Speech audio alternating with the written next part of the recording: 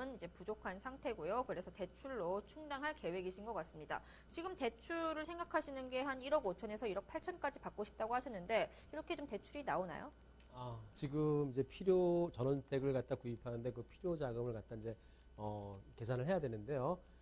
본인이 만약에 돈이 지금, 전세 자금으로, 전세 보증금으로 1억 2천이 있고, 그 다음에 그 나머지 대출을 받아서 하려고 하면은 지금 보통은 개인적인 신용도에 따라서, 부동산 담보로 했을 때 50% 정도로 나온다고 보는데요. 필요 자금, 그 다음에 대출을 얼마 정도 할지, 그걸 갖다 이제 그 계상을 해야 되는데, 총 소요되는 금액이 얼마인지를 보려 그러면요. 토지비, 지금 1억 3천만 원에 건축비 이제 1억 3천 해갖고 한 2억 6천만 원 정도 들어가는데요. 2억 6천만 원만 되는 게 아니라 여기에 대한 토지 취득세, 4.6% 정도 들어가고요. 거기다 그 법무비용 같은 거 들어가면은 4.8% 정도 들어가고, 건축 설계비, 그 다음에 건물 였을 때 보존 등기비, 그 다음에 내가 대출로 아까 그 기존에 지금 아까 신용대출도 있고 담보대출 있으니까 이자 이런 것들 감안하고 기타 비용을 했을 때 전체 한 4천만 원 정도 더 추가로 들어간다고 봤을 때요. 만약에 토지비, 건축비 해서 한 2억 6천에다가 4천만 원 정도 해서 전체 만약에 3억 정도인데, 대출을 아까 전체 금액의 한 50% 정도 1억 5천 정도 대출을 받고 내가 전세 자금을 1억 2천 뺐을 때 그래도 이제 현금으로서 어느 정도 갖고 있어야지 이 전원주택지를 구입할 수 있다고 보겠습니다. 그러면 이제 토지에 대한 담보대출로 이제 건축비용 초기 자금을 한다고 하셨는데 지금 또 이제 잔금을 또 전세금을 빼서 이제 준다고 하셨잖아요. 이렇게 네. 좀 잔금 같은 경우는 어떻게 해야 합니까? 네, 지금 이제 그 사업 시행자 전원주택지를 개발하는 그 건축주하고 상의를 잘 하셔야 되는데요.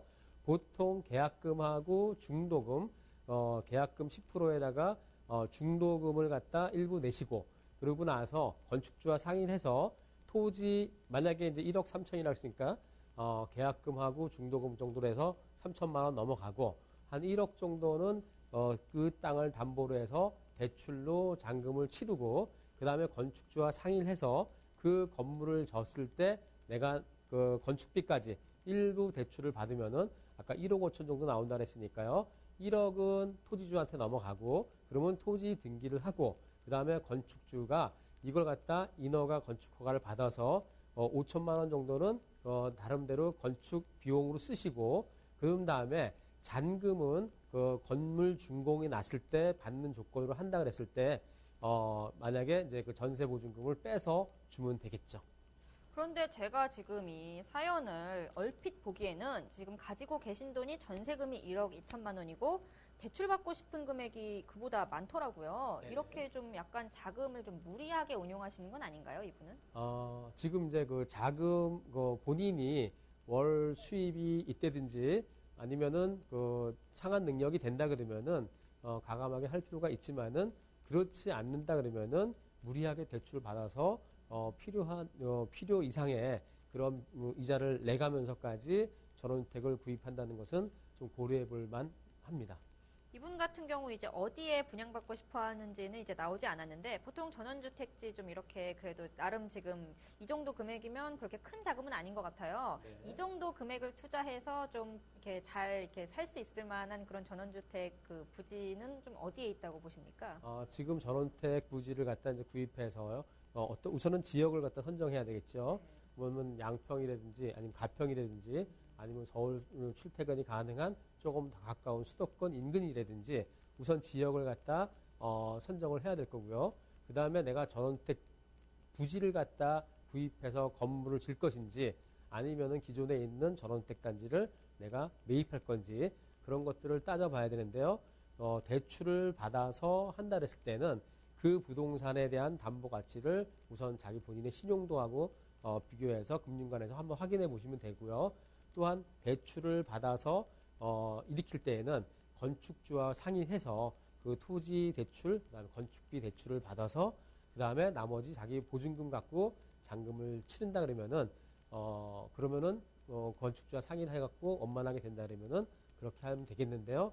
굳이 무리해서 그 대출을 많이 받아서 이 전원주택 단지를 구입하는 거는 고려해 볼 만. 저는 추천하고 싶지 않습니다. 이게 보통 아파트 같은 경우 신규 아파트를 분양받을 것인가 아니면은 기존에 있는 아파트를 살 것인가 이런 질문이 굉장히 많은데 땅에서는 또 이런 질문이 많아요. 그 땅을 사서 건물을 지어서 이렇게 수익률을 내는 게 좋은지 아니면 이제 땅에 어떤 건물이 지어져 있는 걸 통째로 사서 그 있는 수익을 받을지 이런 거를 고민하시는 분들이 많은데 어떤 게 나은가요? 네. 지금 요즘에 트렌드가요. 지금 토지만 갖고는 안 됩니다. 토지를 갖고 있다 그러면은 임야나 전담이나 이런 것들을 관리 지역 내에 있는 토지를 갖고 있을 때 수익이 발생되지 않는 거는 어떤 부동산으로 가치가 없고요. 거기다가 1층에다가 샵을 주고 그다음에 2층에다가 게스트하우스를 두고 3층에 본인이 거주한 그런 거로 그 규모가 크지 않더라도 뭐 50평 부지가 있다래도 거기에 대한 뭐 건폐율이 있으니까요. 그러면은 최소한도로 바닥 면적이 나오고요. 거기다 샵을 두고 그다음에 아까 게스트하우스를 둬서 수익을 발생시키고 그다음에 본인도 거주할 수 있는 그러한 그 소형 그러한 그 주택을 갖다 샵을 갖다 짓는다고 했을 때에는 오히려 수익도 발생되고 그다음에 여러 사람들이 찾아왔을 때 거기서 즐기고 그다음에 먹고 잘 수 있는 그런 시설까지 해줬을 때 제가 볼 때에는 그 전원주택 단지로서의 개념도 있지만은 수익 발생시킬 수 있는 그런 개념까지 합체된다면은 더 좋다고 볼 수 있겠습니다. 네, 잘 들었습니다. 이번 답변 내용도 화면으로 정리하겠습니다.